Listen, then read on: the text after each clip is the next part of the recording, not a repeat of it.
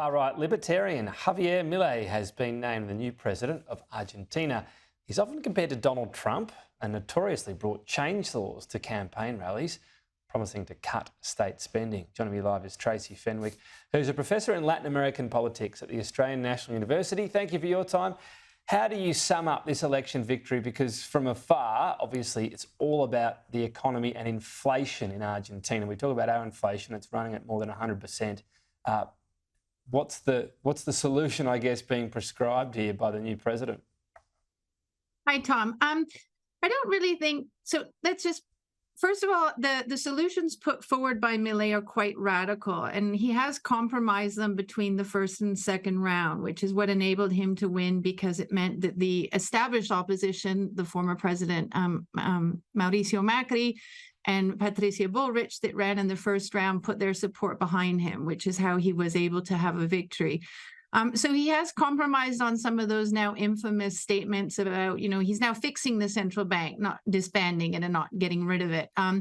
So we have seen some change in the tone, especially in his acceptance speech. But I think the main point to point out is this vote for an outsider, anti-establishment candidate in Argentina is not. Argentine voters didn't vote for his policies or for him. It's an anti-Peronist vote, and it's an anti-government protest vote. It doesn't necessarily mean that the people who voted for him endorse the policies that he's been spouting during his campaign.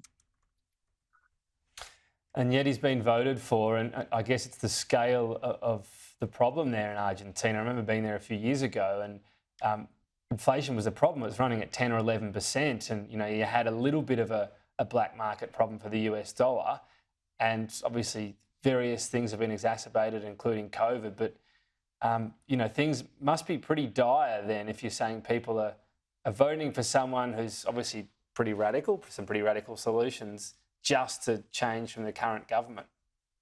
Yeah, they're embarking on a radical experiment. I don't think even people who voted for it really know what's going to happen in the next coming days.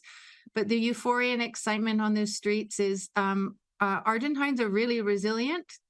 They've been through crisis after crisis and military dictatorships. The Peronists have governed the last 28 of 40 years of democracy since they redemocratized.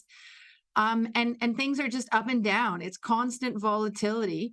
Argentina also has the youngest voting age, which is 16, and it's predominantly young voters who didn't live the dictatorship and don't have that memory that their grandparents and parents have, that really want to change. And I think Argentines, it marks the end of Peronist populism.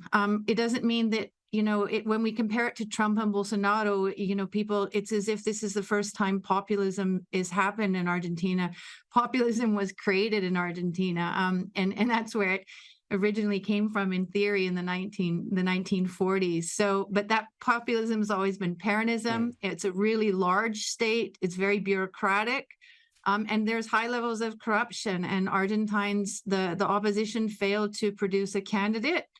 The established opposition. And so we have a completely outsider, anti-establishment candidate, libertarian, who's talking about the 19th century and returning Argentina back to its former glory.